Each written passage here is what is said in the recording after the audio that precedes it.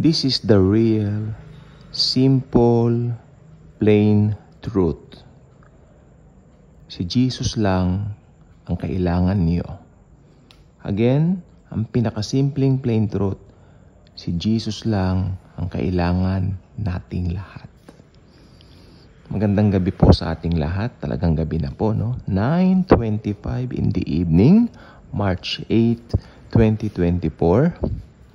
So, alam po ba ninyo nakakalungkot na sa dami ng mga nangyayaring pangit sa mundo, like for example, yung mga para mga demonic, no, na display ng mga anyo nila, na para may mga devil worship, mga kung ano-anong ganyan. Tapos yung mga palabas sa mga sinihan, kung meron pa man sinihan, no? Palabas sa mga kung ano-anong platforms, makikita natin wala na po dito yung mga katotohanan. Ito na po yung mga alien invasion, meron pang avatar, na mga kung ano-ano, na alam po ba ninyo lahat ng yan ay hindi totoo? Sineset po ni Satan ang mind ng mga tao para ma-deceive at magoyo po sila. Hindi po ba? So sad, marami po nagogoyo. Yung ibang mga kabataan ngayon ayaw magbasa ng Biblia dahil ang kanilang nasa isip, yung sobrang makabagong panahon na po. Ano po? Alam po ba ninyo nagkakaroon ako ng comparison nung kabataan ko hanggang ngayon? Of course, high-tech na rin po nun, pero hindi nga po kagaya ngayon. At ayun, yung mga nangyayaring ganyan. At saka ngayon nakakita ko ng idolatry, kabi-kabila. No, mahilig po kasi ang mga taong umidolo o mag-idol ng kung sino-sino. At parang they want to please men rather than God. Ito mga taong ito. Okay. Ngayon, dahil ito po ay kabi-kabila na po, no? Ito po ang topic natin. Dahil ito po ay kabi-kabila na, pasok po tayo rito sa mundo ng mga Kristiyano. Tayo po yon. Yung mga ilang preacher po ngayon, dahil kabi-kabilangan po yung mga nangyayaring ganito. Natural, hindi po maganda sa pakiramdam nila yan. Ako po, check sa akin yan. Dahil ang mali-mali. Okay? Pero ang problema po dito sa mga preachers na ito, masyado nilang minamagnify yung kasalanan. Hindi nila i-magnify yung sagot sa kasalanan. Si Jesus Christ. You know what? If you really believe in the finished work of Christ, mawawalan ka ng gana sa kasalanan. Yes, nagkakasala tayo. Pero as a believer, wala ka ng gana dyan eh. Pero syempre magkakasala pa rin po tayo dahil nandito pa rin po tayo sa laman. Meron po kasi mga ibang preachers ngayon, kung mag-preach, akala mo hindi na nagkakamali at hindi na nagkakasala. I mean, mas nakakatakot po yan kasi hypocrisy po yan. Para sila mga modern Pharisees. Ne? Mga modern Pharisees po sila. Yung mga ganyan. Sila po yung mga nagtuturo ng masyadong stricto, and yet sila po yung maraming mga maling practices like yung slaying of the spirit. Sa kanila po yan. Yung parang may nangingisay, may nanginginig yan. Tinuturo po nila yan. Samantalang unbiblical yan. Tapos, kung mag-condemn sila doon sa mga nagkakamali, ganun lang. Of course, I hate sin. Hindi po maganda ang sin. Pero yung mga unbeliever, makinig po mabuti, yung mga unbeliever na gumagawa ng mga ganyan, likas po yan sa kanila. That's why they need Jesus. Sa halip na husgahan ninyo, ibigay ninyo si Jesus Christ sa kanila. Kaya lungkot po kasi ngayon, yung mga show po sa television, totoo po yan. Akala po ba ninyo, hindi ko napapansin yan? Napapansin ko yan. Sabi ng Bible, whatever is true, whatever is pure, dwell on these things. Kung ano yung totoo, hindi po ba? Kung ano yung makatotohanan, di ba? Whatever is true, dwell on these things.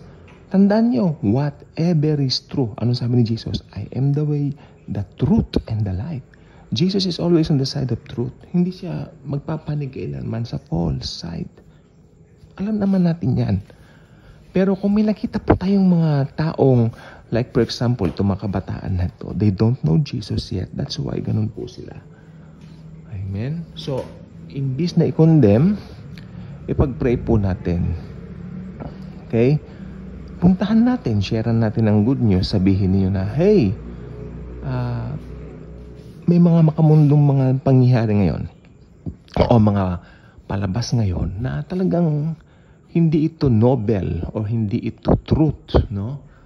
Kung ano kasi yung totoo, doon lang tayo. Kung ano yung marangal, di ba? Actually, noble, di ba, yung, kung di ako nagkakamali, ito yung talagang dapat. Medyo marangal ka, ganyan ka. Ano yung marangal? Dwell ka dito. Correct yan. I mean, pero ngayon po makikita po natin yung mga mali. Ito po ang kanilang ipinangangalandakan at ipinagmamalaki pa. Marami po tayo na mabasa ngayon sa social media na, ganun po. Pero, kung titignan po natin mabuti, Jesus Christ is the only solution. Kasi, alam nyo, kapag ka nakita kayo nag-preach ng ganyan na parang feeling ninyo, hindi na kayo nagkakamali, hindi na kayo nagkakasala, lalong matitisod ang mga tao sa inyo, maniwala kayo. Kasi hindi kayo paniniwalaan, kasi hindi nga po totoo eh. Hindi totoo kasi lahat ng tao nagkakasala pa rin. Even believers, believe me. Believe me. Kaya sabi ko po, kung may mga ganyan po, let's just pray for them. Prayer is very powerful, not because nag-pray ka, but because Jesus is good, loving, and compassionate. Kaya sabi ko po sa inyo, we only need Jesus. This world needs Jesus. Kaya ang problema kung ano-ano yung kasi alam niyo po ba dito po sa daigdig ng social media, masyado na po yung competition ngayon. Masyado na po. Parang nandiyan yung TikTok, pasayaw-sayaw lang. I mean, sometimes, talagang mas, sa porsyento, mas ginagamit po yan ni Satanas. Sa totoo lang po, kaya itong social media, let's use it for the glory of the Lord. Kasi, sa totoo lang po, I mean, yung mga palabas ngayon, parang nasa outside world na eh. Kasi kung sasabihin po ko sa inyo, alam niyo po ba pag na-rapture po tayo, makinig pong mabuti, napaka-importante po nito. Pag na-rapture na po ang mga born-again Christians, tayo po yun,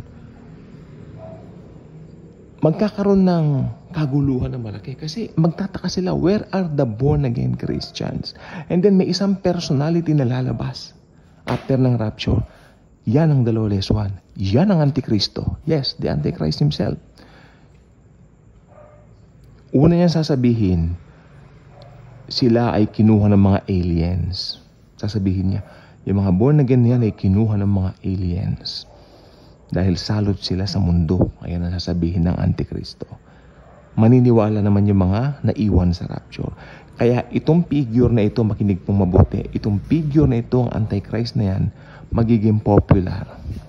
Pag samasamahin mo ang popularity ni Elvis Presley, The Beatles, Michael Jackson, Madonna o Taylor Swift, pag samasamahin mo man ang kanilang popularity, wala man lang po yan sa 20% ng popularity ng Antikristo. You know what? Bakit?